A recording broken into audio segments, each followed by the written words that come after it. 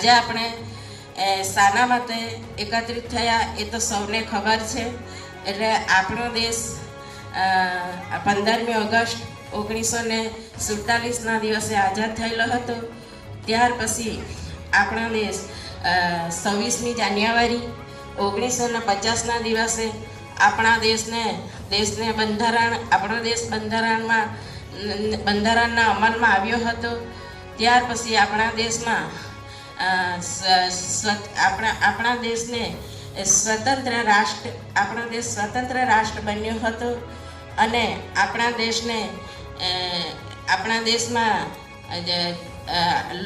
દેશના જે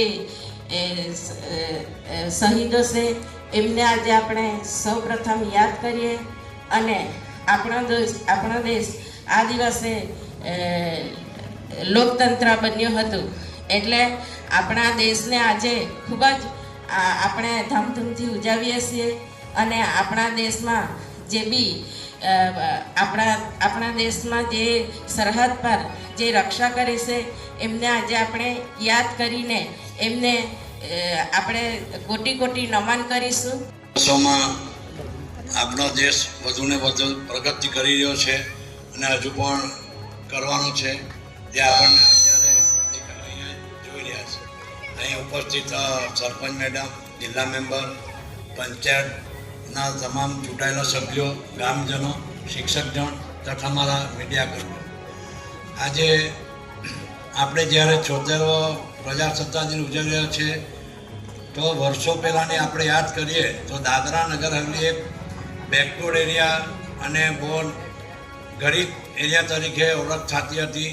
નગર હવેલીનું નામ આપણે આજુબાજુના વિસ્તારોમાં પણ લોકોને ખબર નહીં હતું, પણ આજે છેલ્લા કેટલા વર્ષોથી આપણે દાદરા નગર હવેલી, તમે શૈક્ષણિક ક્ષેત્રે જો, સ્પોર્ટ્સમાં તમે જો, કે દરેક ક્ષેત્રમાં આજે દાદરા નગર હવેલી, ટુરિઝમ ડિપાર્ટમેન્ટ જો, દરેક ક્ષેત્રમાં દાદરા નગર હવેલી આજે સિંહફાડ, હરણફાડ તૈયારી કરી રહી છે અને આપણે દેશને મુકાબલામાં નહીં પણ વિશ્વના મુકાબલો બી આપણે આજે કરી રહ્યા છીએ।